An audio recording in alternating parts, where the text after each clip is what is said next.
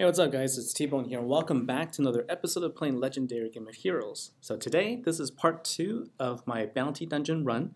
I'm going after the Celestial Floors. I just finished Floor 2 using the same deck that I was using in the last video, where I brought in my Bounty Hunters with 3 Celestial Heroes. Now, the strategy that I learned from Floor 1 allowed me to 3-star Floor 2. I'm going to talk about that a little bit, but first I also want to explore another strategy where if you don't have Celestial Heroes, how you would be able to attack and succeed in the Celestial Floor, and that is using the Intensity deck. So I have a Halloween deck. It's incomplete. I only have Frankenstein at 5 stars. I only have 2 Witch. But the intent here is to take advantage of the fact that your Celestial Floor bosses can be damaged through battle skill, even though they have their full Fyrion. And so you want to take advantage of the fact that with Intensity, your some heroes can deal a lot of damage if you can build up the stack of Intensity. And so my goal here is to survive as long as possible and to build up a lot of corrupt intensity and then do damage through Frankenstein. And so to do that, I'm bringing 2 witches. I will be also bringing in an ally from my guildmates. I'm also bringing in an oracle to increase the overall corrupt intensity. Keep in mind that even though they're different affinity, they're building up the same intensity here, right? So I'm also using 2 relics here, one from Halloween and the other from the Fire Slayer event, Fire Commander event. And I brought in my Witch just to boost my health, not health, but basically to recover my health, heal for 10% every turn. Hopefully I will not get one shot by the hero, by the boss. So what I'm going to do is go into the bounty dungeon hunt right now, bring in a witch so that I can boost up my health by a bit more, and also use this opportunity to build up more intensity. All right, and so change the deck. So Floor 1 was a fire unit, Fyrion. Floor 2 was a water boss called Aequorus, and I'm assuming this one is going to be an earth boss. Okay, so let's jump right into it. Let's see if there's a scroll also that I can bring in just to see. Okay, none of the scrolls can be used right now. Have you guys noticed that they stopped selling scrolls? So I collected quite a few when it first came up, but they haven't used it. They haven't really been coming with any since. So hopefully they'll bring it back. Anyway, so this is Floor 3.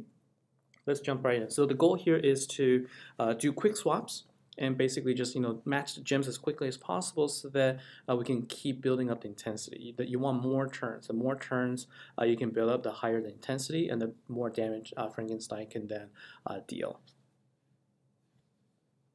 Okay, so as expected, this is a Earth hero. So the health is at 1.4 damage. Okay. So now they're all at 10. So already right off the bat, I have 50% corrupt damage, and I need to match at least 9 green gems, and also fire gems as well. Okay. And Witch actually does dispel poison, so that's actually really nice. I'm going to go ahead and first deal a little bit of damage to them and also just build up. So you can see already I'm at 60 times 5. That's 300 intensity. So let's see if I can just... There you go. So on turn 2, with intensity, I was able to defeat the boss really easily. All right, so I completed the mission in 1 turn. Let's see now if we can use the same strategy on the other floors. Now the only thing is I didn't have any, I didn't have any of the bounty hunters in here, and so you can see that the minimum number of trophies that I got here is 89,000. Now keep in mind the previous level at Floor 2 was 1.6 million. All right, so that's the draw. So if you're looking to defeat all the floors, go ahead and use the witch deck or a intensity deck. It's really simple with that. And so I almost wonder if it's necessary for me to be doing an all intensity, but let's just go ahead and use up my key for now. Let's just go to floor 4 just so that we can see what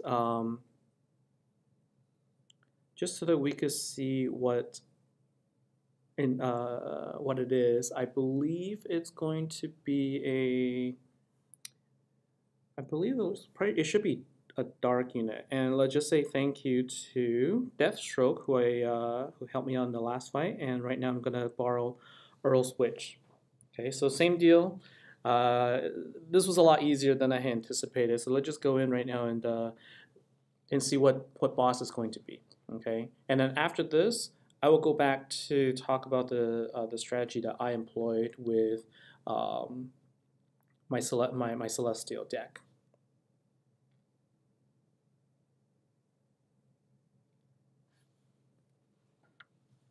So this is going to be a light hero, as I thought, and it's Wendolyn with almost 2 million health. Okay. Yeah, so I guess I didn't really need the witch after all. Okay.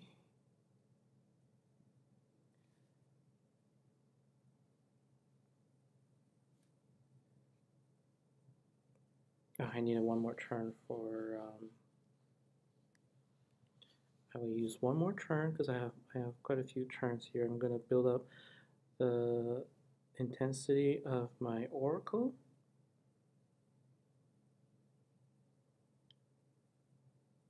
Okay, and then now let's see if I will be dealing enough damage here. So a total of 70 now across the board, 350 stacks of intensity, and there again one shot with Frankenstein. So and this is probably going to be around 90-ish thousand K for trophies. 118. Yeah. So if you're able to bring in, the Celestial deck, you'll be able to get a lot more trophies. Now I can't actually go into the floor to show you, but I will talk about the team and the strategy I employ. Right. So keep in mind that they've changed the Celestial cards now, so that the number of gems required to